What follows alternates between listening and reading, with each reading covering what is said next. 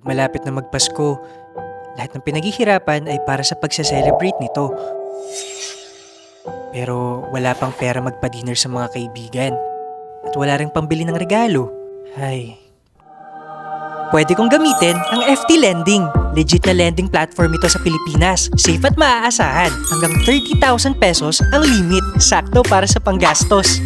Ayos, di ko na kailangan mag-alala. Iwan mo na ang Christmas surprise para sa mga kaibigan mo. At hayaan mong sa FT Lending ang umako sa financial pressure.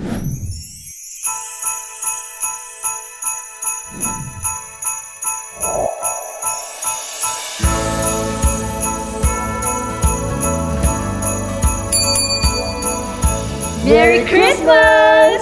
Merry Christmas also, guys.